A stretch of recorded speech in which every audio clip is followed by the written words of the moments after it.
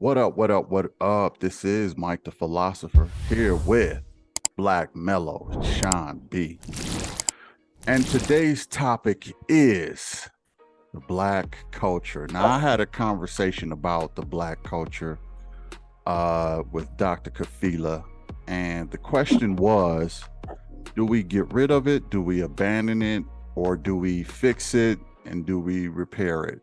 You know, um, and let me give you some examples of what I'm talking about. Okay. Um, the music. Is the music helping our community or hurting it? What do you think about that, Black? Let's start with that. Music is definitely the biggest display of coonery that the world has ever seen in recent days, recent years. All the slick stuff, the slick talk about selling drugs to each other, coming up, all the money phones and making money, balling off the next man's struggle while destroying families in our communities. It's out. It's dead. The streets have been burnt up. People just now starting to figure it out. They just starting to figure it out. All this street talk. These dudes is coons. They the biggest. They worse than the Klan. They only bang on their own people. They never bang on their ops. They real ops. And it's a revolving door of people getting tricked off the street as a result. So I never had respect for these cats.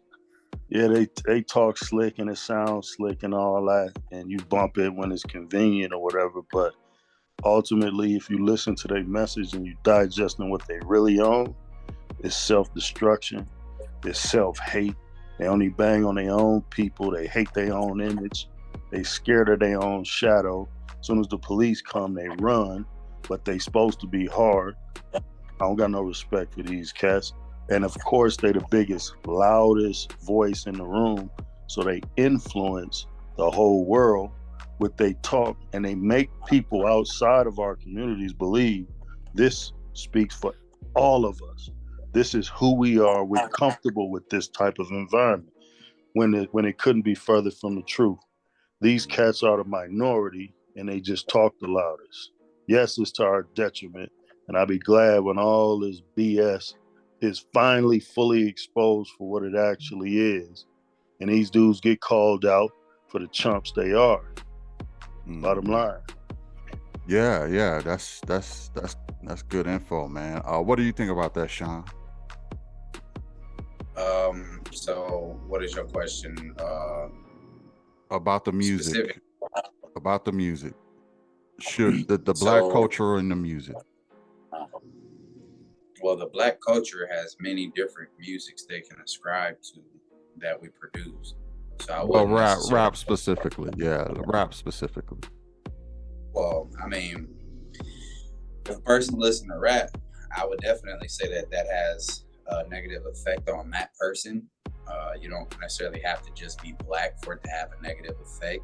In today's time, I'm seeing a lot more other cultures, I'm gonna just say, trying to rock, the dreadlocks and rap and put, gold grills in their mouth to imitate the negative side of what you could call Black American culture. But yeah, so I guess rap music can have a negative effect, but I do also know that Black culture at one point produced hip hop. We also produced jazz. And I guess the difference between hip hop and rap is, at least to my belief, hip hop is an acronym for higher intellectual power, helping our people. And so you had artists like KRS-One, with with deliveries where they giving you intellect in they rap. It wasn't edutainment. Just, he called it edutainment. Exactly. So when it comes to Black culture as a whole, I wouldn't necessarily say that gangster rap is the only music we listen to, but I can say that, regardless of who you are, if you listen to it, depending on what kind of gangster rap it is, it can have a negative effect for sure. Yeah. What do you think about, because see, look, it started with gangster rap, and then it started to get into other stuff. Do you think that we used to have groups out there like the Tribe Called Quest, the X Clan, Public Enemy, Yeah. Boogie Down Productions. We used to Or rights have of these speech.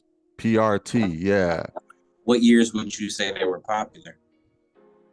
Late Um, Or 80s, like, early 90s. yeah, late 80s, early 90s. Probably more so in the 90s.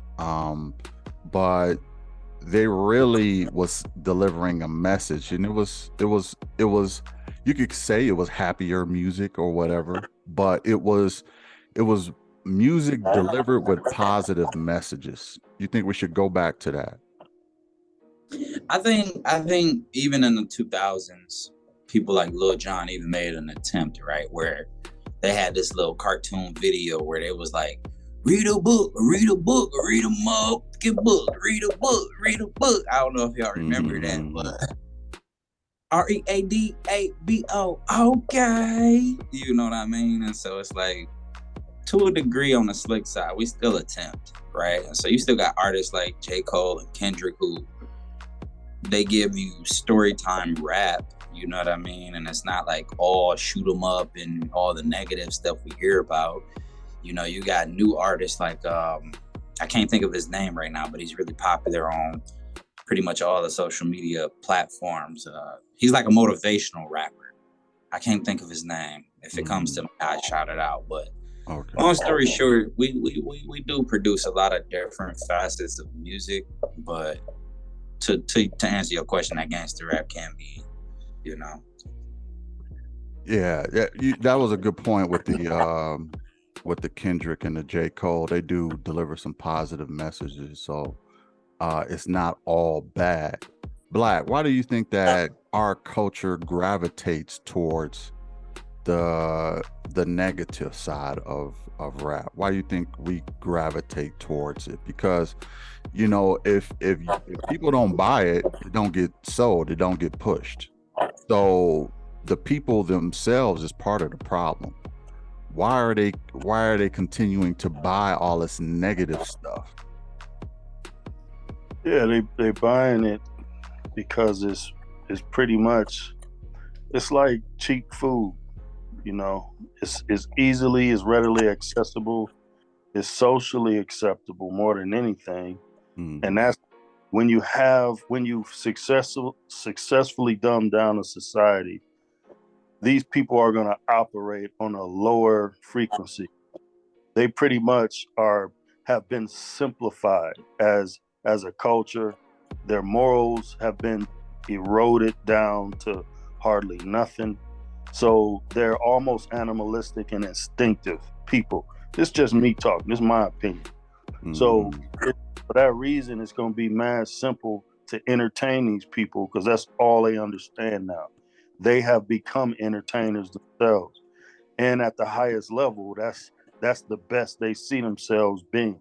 So, of course, when you have like movies that are violent, for one thing, we idolize even the most, messed up movies where murder is commonplace, even in movies. It don't matter what the form of entertainment is. We, as a society, we love violence.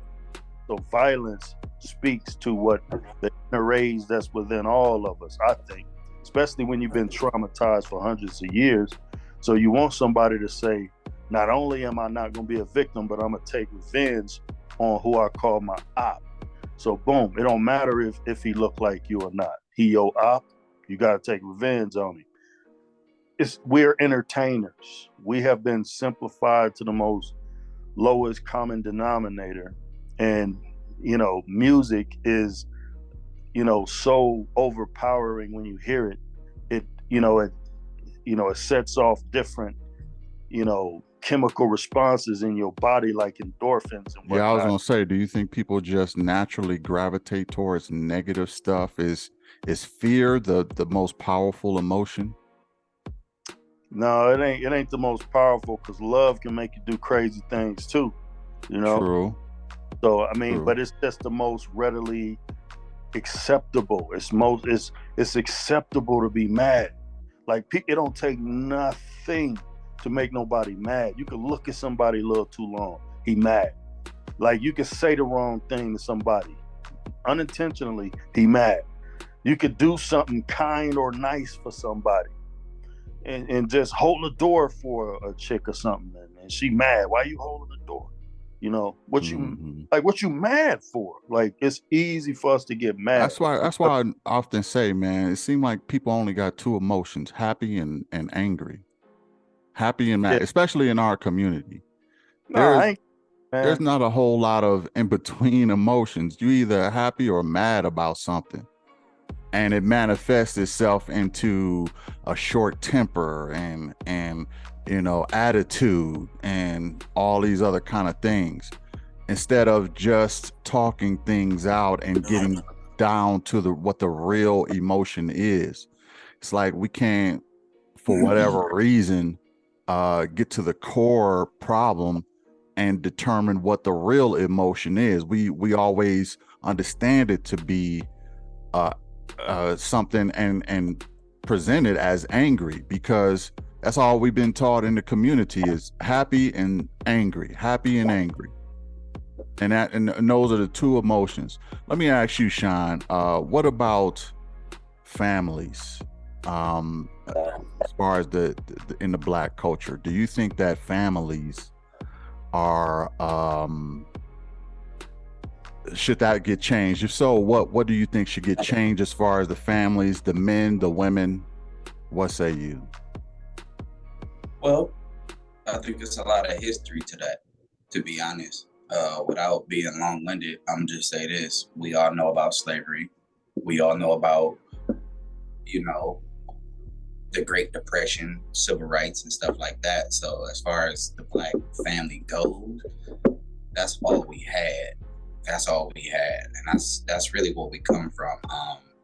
I've asked a number of people from other races, people older than myself, and they would say that the strongest connection in I think the 40s or something like that was that of Black family, right? And so, to be honest, one could say there's been a lot of effort put into separating the Black family, separating the father from the home.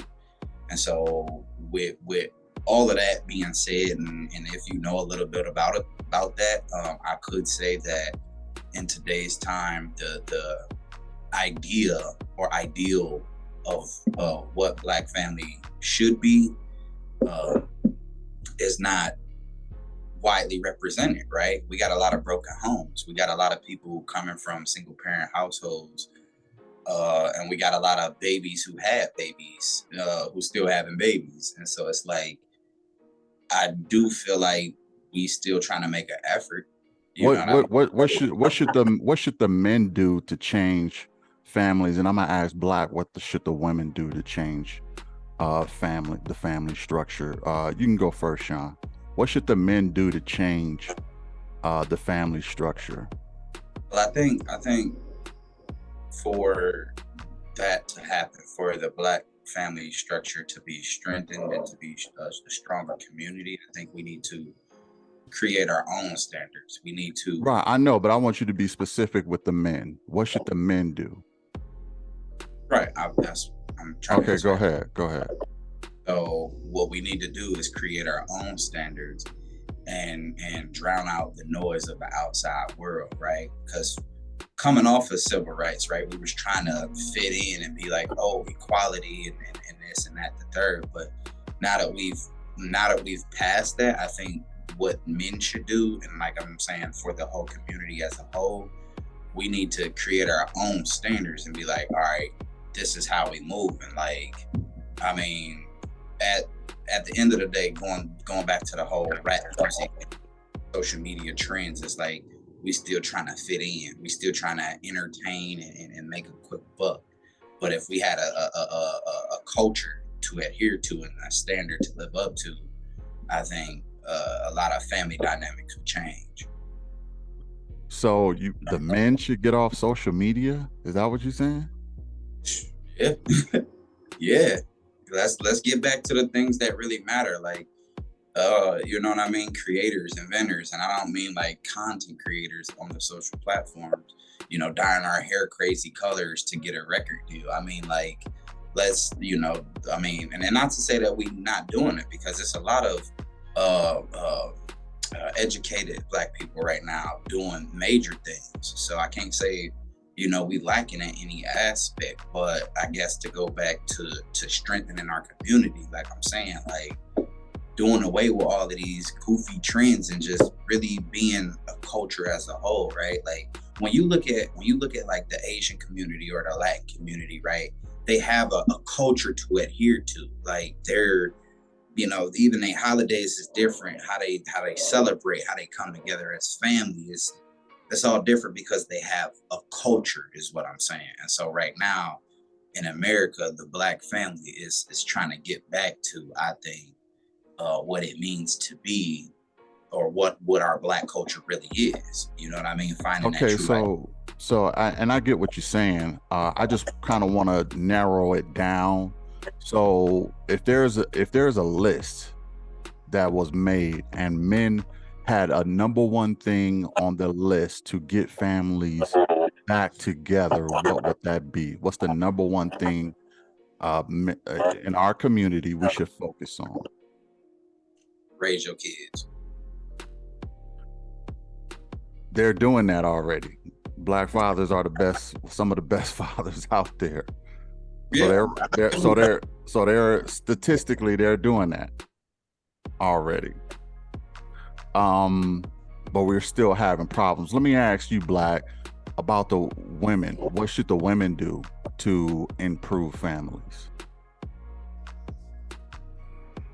Man, it's a heavier conversation to be had about that. But on the surface, I'll just go surface with it. The women have to learn, they have to be properly taught by older women who already know. They have to be taught how to, for one, from young, your goal, your mission is to be a wife, eventually produce, you know, God-fearing children for your husband with high morals and standards and a culture with some kind of self-respect and dignity. You know, honor your husband. The women need to definitely honor their husband. Again, going back to the spiritual aspect, you know, Yeah. I'm trying to say surface. I'm trying to stay surface with it, but you know, there is no culture. There is no us without the women, and the problem is the women are, for large in part, responding to the lack of leadership, in my opinion, that we've demonstrated all these years because of, you know, the Willie Lynch letters being so well practiced. Whether that document was real or not is beside the point. It stands true to this day that the practices of dividing the family and destroying the masculine energy and emasculating the men from the family and promoting the feminine energy, the woman, as a result, she now has no respect for the man, and she feels as if she's obligated to fill his shoes as if she ever could. And she can, but she's trying, and that's what you keep hearing. Well, if you ain't gonna do it, I'll do it. And you know, this, I gotta be the mother and the father, things like that. But but it's to the point where it's such an epidemic of men that are physically possibly there, but they don't, as a whole, because you didn't ask me about the men, the women just need to respect their role as a woman, as a wife, as a mother. Bottom line, that's what they need to do. Stay in your lane. Do not try to dip off in mine, because that's when the game get messed up. Stay in your lane. I will never be a mother and a father if I'm a single father. and I'm raising kids. I'll never try to be the mother. That's the difference. Women be like, I'm the mother and the father. No, you ain't. No, you ain't. Right. Stay in your lane. That's one. For the fathers, though, it's like, man, listen, it's really, you asking me, it's really on us. We, bottom line, got to draw the line in the sand, for the whole world to understand, because we're the most influential people in the world, all we got to do is draw the line in the sand. We got to get on code, for one thing. We got to let everybody know, put them on notice. We no longer tolerating certain things. We no longer putting up with disrespect to our community and our culture. The same way these fake people, well, I ain't gonna bang on them, but the same way people will make you apologize for disrespecting them, as if they were the real people in the first place. Like the audacity of some people, but still, you got to respect they grind and they line that they pushing, because they like, listen, you're not gonna say just anything about us. We hold ours down. We work together. We stay on code about ours. So that's how we maintain power. And us as the authentic root of all this. Listen, man, we don't have a code, one, that we honor other than violence, other than banging on somebody and letting everybody know I just banged on them. It's a corrupted code that we follow right now, because we at a lower state and we operating on a low vibration. So Sean, we got to get on code, man. Yeah. Dope response, man. Sean, I'm gonna hand it to you with the women now, since Black covered the men. I'm gonna hand it to you with the women. What should the women change in the families? I mean, it's interesting because he kind of more or less said kind of what I said. Like, it's finding that identity, which creates that code, right? Like you said, you can identify the Jewish people, and when something happens, they all come in collectively, right? And it's like, at the same time, outside of when something happens, you can identify them because they live in a certain way, right? So it's like you can identify. But right? I'm asking about the women though. I'm not asking about.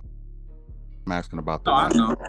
I know, and I'm just saying, like, right. So like, right now we call it the Black American culture. Sure, right? African American, Negro, however you label it. It's a bunch of different names for it. But if there was a collective identity where we was like, all right, this is how we moving, right?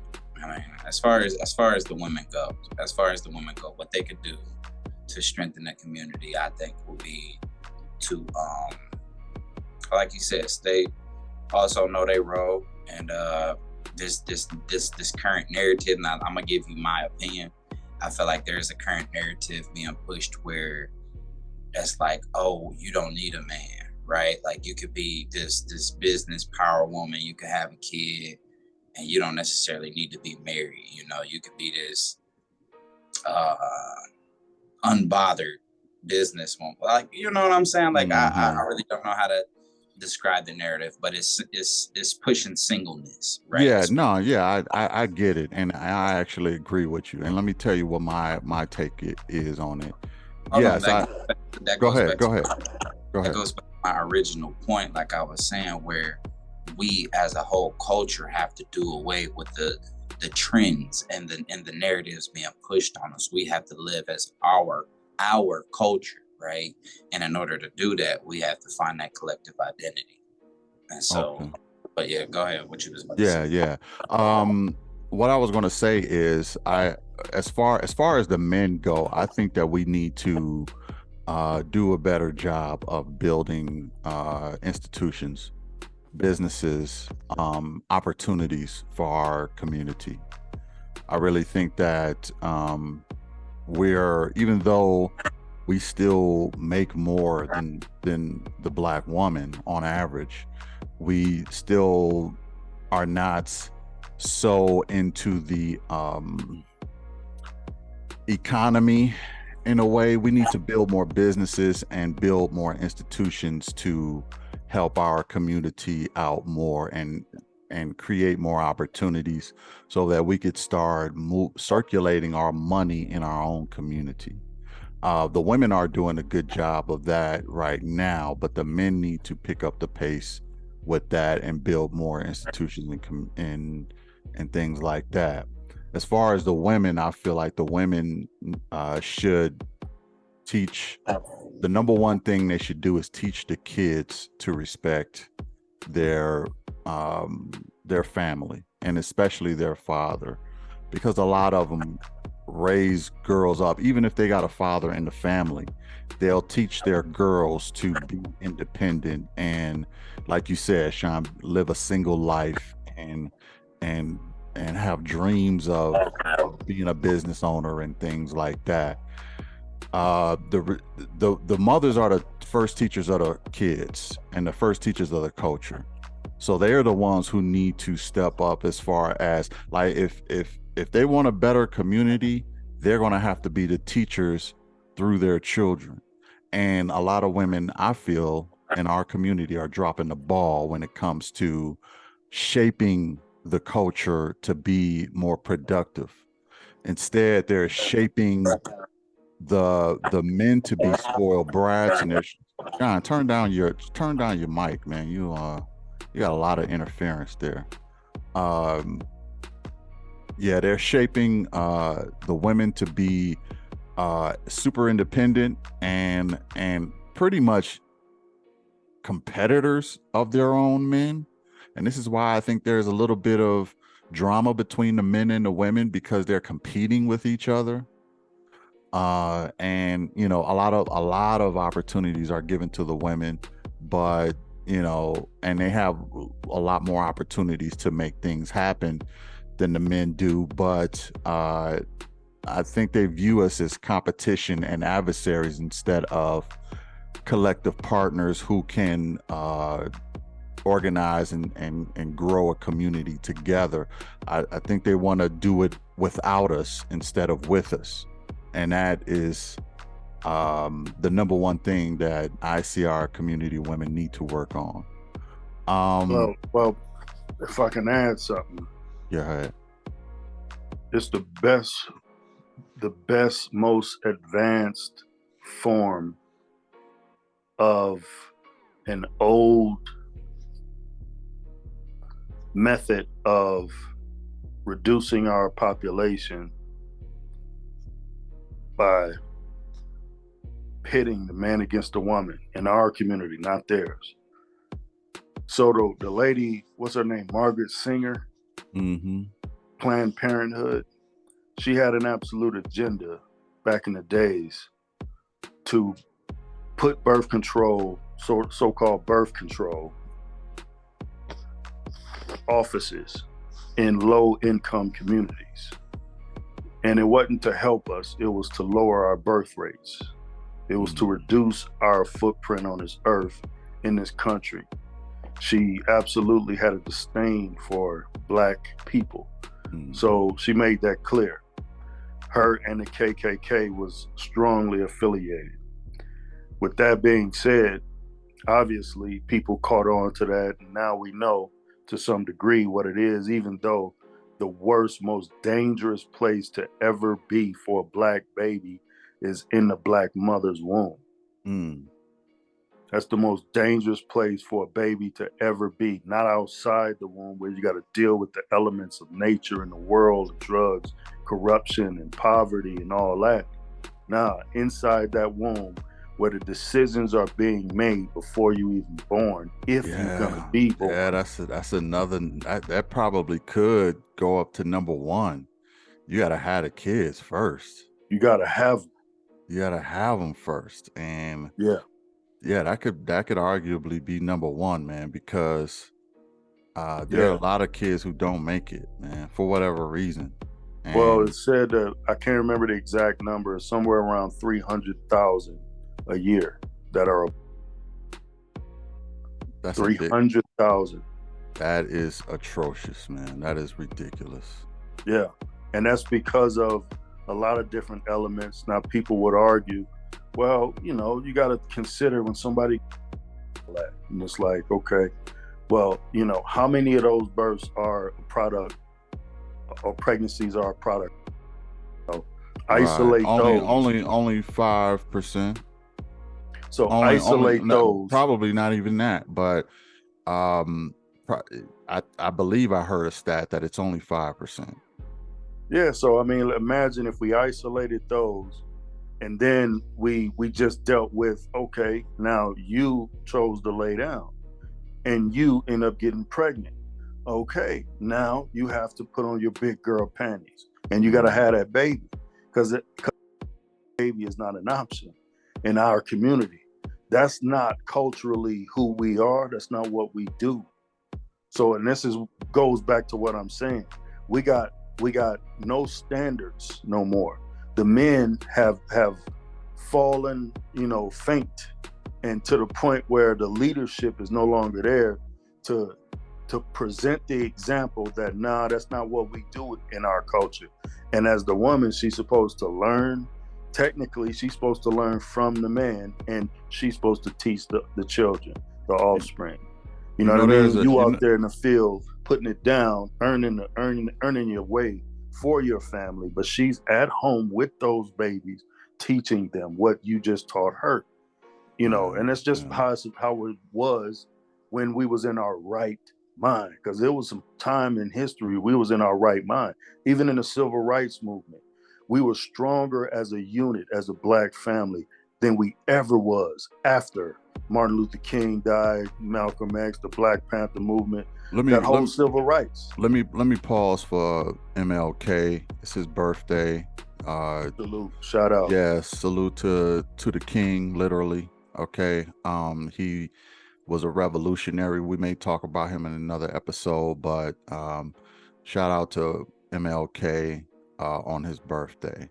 But I agree with everything you're saying, Black. I think that we were better off back in the day because everybody knew their place, and the mothers taught the children, and once the children, like, I got done talking to somebody on Facebook, and the question was, now, and I want y'all feedback on this. The question was, well, she made a post. The post said, I don't ever feed my man before my kids.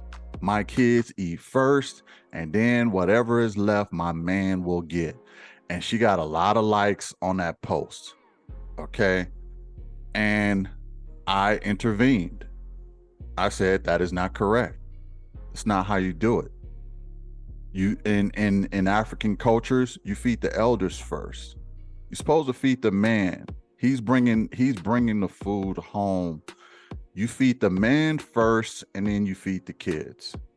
But she argued against that, saying, no, I will never feed a man before my kids.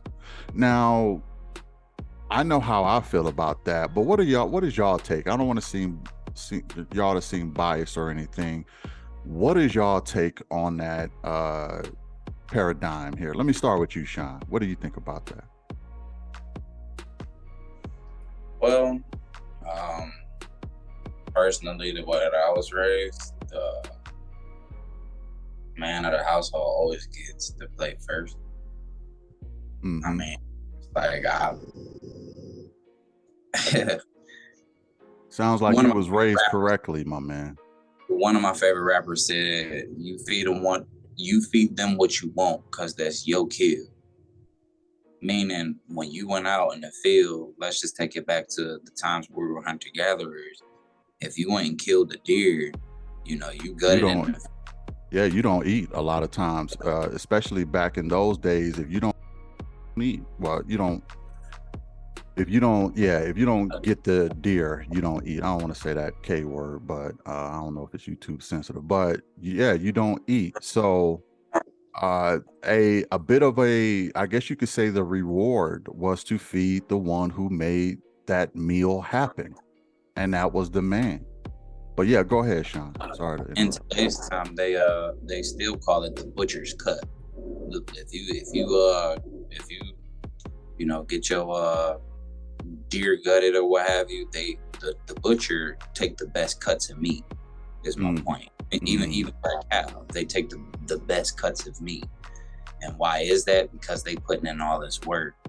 You know what I'm saying? So when it comes down to feeding the community, it's like, all right, I went out. I mean, and not to say that, you know, women don't work and put food on the table, but I don't know. That's just when it comes to structure of the household. Like, if you respect your man, you're supposed to feed your man first. You know, I mean, not to say the kids are supposed to get the scraps, you know, make everybody plate and give them all to them at the same time. But, you know, daddy get the big chicken leg, you know what I'm saying? And then that's how it goes. That's what I'm talking. You was raised right, man. Who raised you? Anyway, let me go to Black. What do you think about that though? Yeah, I mean, at some point I was conflicted on that, you know, because it's almost kind of like, in general principle, you want to feed your kids to make sure that their posterity is preserved. You want to make sure they're eating good and whatnot, stuff like that. So, you know, with that being said, you know, it don't always, you know, go like that, you know. But at the other hand, you definitely want to make sure the person going out there, putting the work in, bringing that food home is well compensated, taken care of, you know. If not first, then, you know, at least his portion of it is the biggest, you know what I mean? So right, daddy's supposed to get the big piece of chicken. Even Chris Rock said that. There's multiple ways to look at it. Let me try to compare it to this. Okay, say you're on an airline, right, and the plane goes down, right, and the mask fall for you to get oxygen, right? You supposed to do what? Put your mask on first. Yeah. And then put your mask on the person next to you. If the person who is the hunter don't have the energy, he can't go out there and hunt. So you have to take care of yourself first before you can help anybody else. Now, kids are going to eat, okay? They're going to eat. But one of the arguments I brung up is that if kids eat first, they're going to start to view themselves as being higher on the hierarchy than their father. And that's a toxic environment because if they feel like mama gonna get them food first, mama care more about them, don't care nothing about daddy, so why should I care about daddy? And if mama don't care nothing about daddy about that, and he get my leftovers, then he can't tell me what to do. And this is why a lot of households is out of whack right now with the mothers, fathers, and the children, and why fathers are having such a hard time raising is because mothers are putting more priority on the kids, which is messing up the dynamic. And that's the same thing that these young ladies was doing on Facebook. And now one of them said she was married and her husband had the same ideology. My guess is he was raised by a single mother. He must have been either raised by a single mother or he was raised by a feminist mother. But that's not how you do anything. See, another thing that happened when I traveled internationally and I went overseas, I seen how other cultures did it. They respected the men. The men got fed well and first. Okay, it's only here in America that you have this backwards mentality of feeding the kids who don't make the money, don't pay the bills. As a matter of fact, in that same post, another guy said, I hope them kids gonna be the first to pay your bills too. And I like that comment because he was right. Like you said, the on how to women forgot how to treat their men in this country, in this society, in our community, especially. Yeah, But we're cold, man. huh? We're off cold. Yeah, we're Completely off off code. cold, man. We're off code, and men need to bring back chivalry to women who start catching a clue. Yeah, I, and I'm I'm because gonna I'm gonna tell that to all the men. If you see a woman who is on code, who know her place, you give her chivalry. You open doors for her. You pull her chair out for her. You do all of those things that chivalrous men do. We need to bring that back as a reward for those who catch a clue. But well, the thing is, you got to deal with the music that tell you, you know, basically you saving you when you act real chivalrous, and she don't want to be saved. Don't save her, bitches well, ain't shit but hoes, yeah, but that's not that's for the them chicks, them 304s. That's not for the real women who is on code. Yeah, So I'm there's saying you got to fight against yeah, all you that. got to fight against the music. Yeah, but yeah, I get that, but that's why I'm telling everybody now, if she's on code, you treat her like a queen. You treat her like a woman that she deserves to be treated. Bring back the chivalry. Yeah. Let me ask y'all about this. What about institutions like the churches? Do you see anything that we could improve with the churches as far as within our community? Well, we could tell the truth. Yeah. We could start there. We could take 501c3 tax, organizations out of the equation for what a pastor can and cannot say without being nonprofit and having a tax liability on him if he does not comply to that 501c3 regulation. We could take that out, and then he could speak freely, which is what he's supposed to do anyway. That's deep, bro. That's deep. I like that. Say it again for the people in the back. Yeah, we could take that taxable institution that basically will penalize any reverend, pastor, preacher, whatever, over a church with that 501c3. He cannot say certain things. Otherwise, he is no longer, deemed a non-profit. So as a result, he has to comply to certain stipulations with that regulation.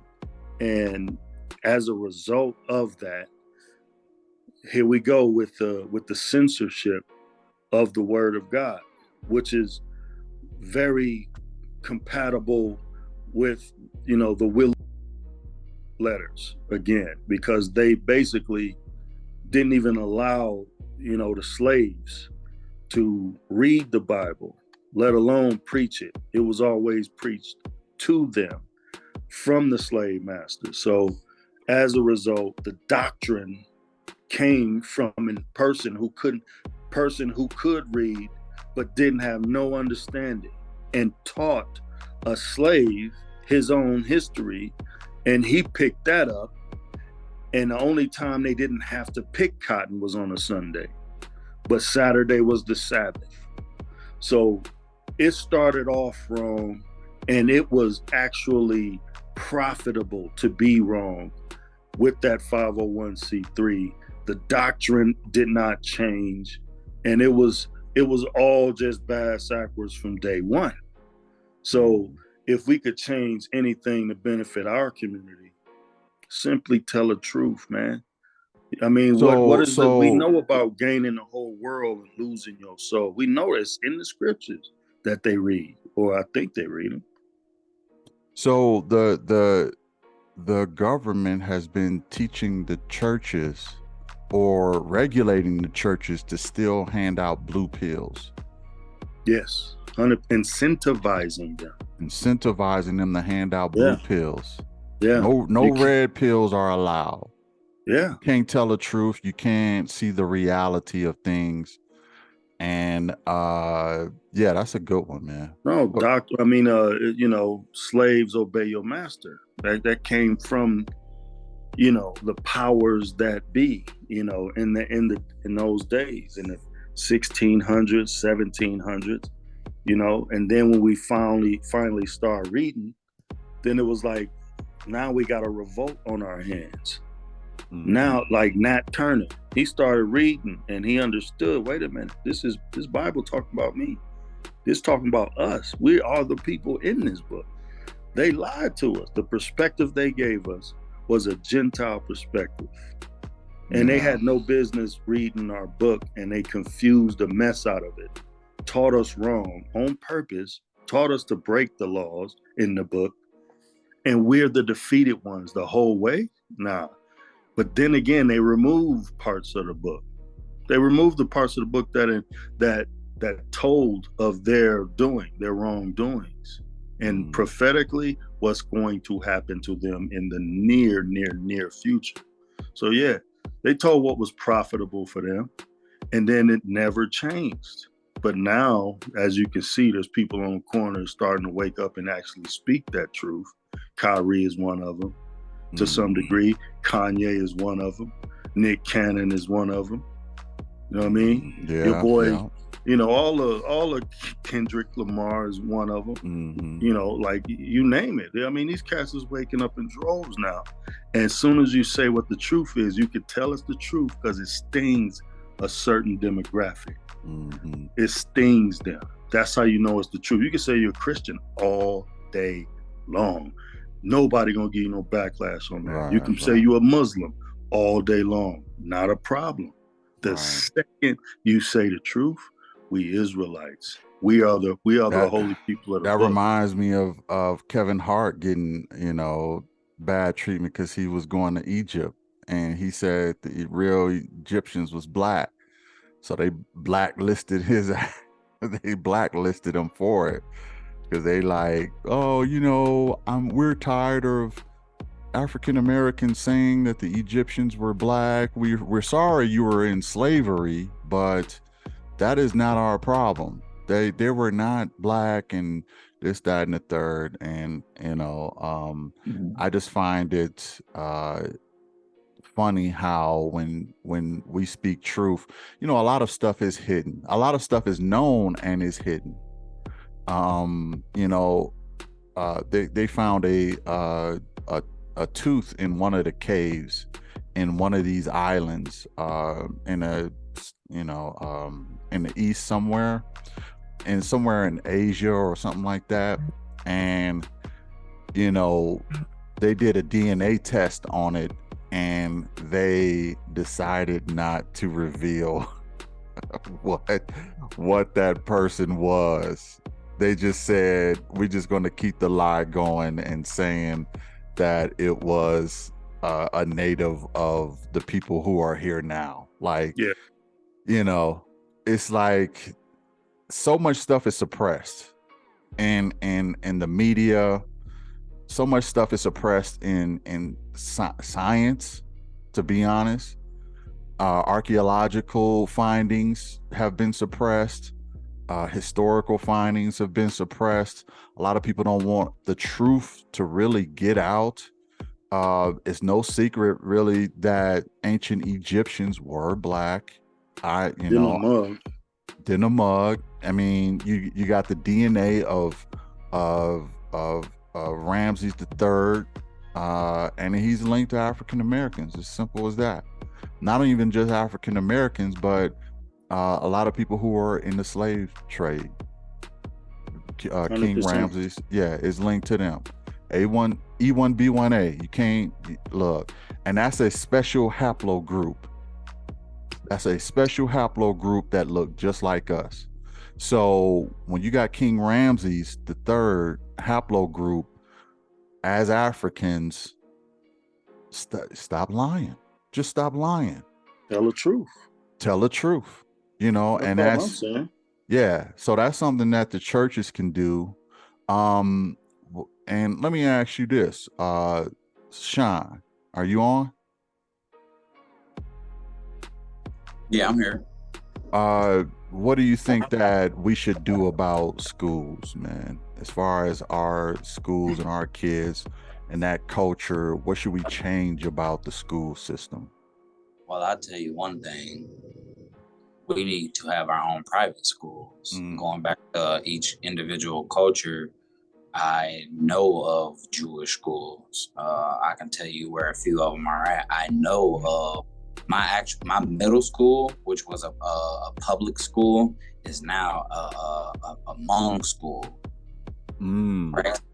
These different cultures have their own schools, right? Where it's a collective community. So if it's like, all right, let's have a black. That's something Dr. Umar Johnson was trying to do, I believe. Like it was like, let's raise some money to create a school. But to be honest, it don't take no gazillion, quadrillion dollars. You know what I'm saying? It just needs to collective effort. You know what I mean? And so it's like, all right, you need a location and you need to grow. And it's like, if we could create I think, man, so much stuff is answered with a collective identity. And then when you come together as a collective, it's like, man, so like I'm saying, so much stuff. Like I'm saying with the schools, I mean, I know a lot of Black Americans who went to public schools, and then we went off to colleges, mostly were public colleges, but it's like, you know, we should have our own private institutions, and that way we can we can change the culture, and we can teach the real. We can have home economics so that the ladies know how to cook, even the men know how to cook. We could have shop where some of the boys get some more hand skills and trades. I think a lot of that stuff is all that stuff is good for the culture. I think we should bring all of that back. And I agree with that. So what do you think about the schools, Black? Yeah, I think that's exactly, we have to be in control of our curriculum. Basically, we've, like I said, from the biblical standpoint with the Christian church, they have been in control of our doctrine. They mistaught us for hundreds of years, and we was always just begging to be grafted in, as far as the holy people of God. So we're the peasants and we're the servant class, even in heaven. That is a damn lie. We always been taught wrong because the wrong people have been in control of our information. And until we control our information, that won't change. So we got to take control of the information. Chinese people, Asian people come over here. The Muslims, they got their own situation. Every culture has their own situation, and they're entitled to that. We got to have it. We just got to have it. But what we have to quit doing is bickering about the small stuff. If we disagree with something, take something on the chin every now and then for the bigger cause. You know what I mean? I ain't gonna agree with 100% of what no, conscious brother or progressive thinker has to say. I'm not gonna always agree with that brother. But if it's for the communicative and the collective benefit of the whole of our people, man, listen, man, we got to keep this thing moving. So I might have to take one on the chin here and there just to keep it moving, because it's going to benefit way more people than just me. You know what I'm saying? So I don't have to always, everybody in the civil rights movement didn't always agree 100%. You know what I'm saying? But listen, man, at some point, we have to humble down as a people, man. We ain't got no reason to be so proud and prideful, because we ain't got a damn thing. Like, calm down, man. Listen to this man's idea. If you think it can work, let's go with whatever will work as a collective. Let's do that. Let's get our own information. Let's agree to who we are. Let's build upon that foundation. This is who we are.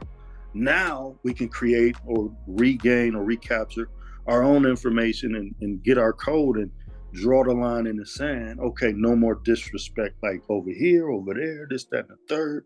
And listen, we're gonna start dictating after, because right now we're on defense. We've been on defense for 400 years. Mhm. Defense, protection, marching, no justice, no peace for 400 years, man. Slavery before that. We ain't never experienced an offensive culture where we're on the offense. Right. We ain't never played offense. And I don't know if you know, but you can't score no points on defense. Right. Hey, You can't score no points, man. Let me say this. We talked about music. We talked about family.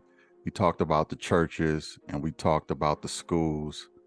And I gotta say, you brothers been dropping jewels on this episode. So I agree with practically everything y'all said. I do think that as a collective, we need to get our egos in check. I think that's one thing that everybody can work on, the men and the women. Get your egos in check. It's bigger than you. It's not always just about you. It's bigger than you. And we need to move like it's bigger than us. And we need to move, like Black said, as a collective. Okay? But in order to do that, we have to check the egos at the door. Okay? The men need to check the egos. The women need to check the egos. You don't get to celebrate Father's Day if you're a woman. Okay? That's for men. I'm just saying, like, we have to get our egos in control, because other communities move as one, and we're one of the communities that don't do that, because our egos is far too big to get in the building. We can't fit it in the door, and we need to check it at the door.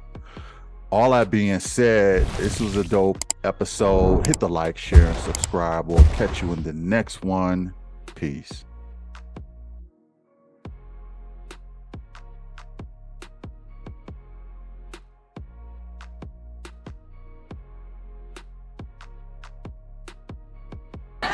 Khadijah, you're making the biggest mistake of your life! Thank God somebody said it. Woo! I was just about to. Did I miss something? Look, Khadijah, what happened? I mean, how can you just trust him like this? What happened to all that lovely hatred that you were developing for him?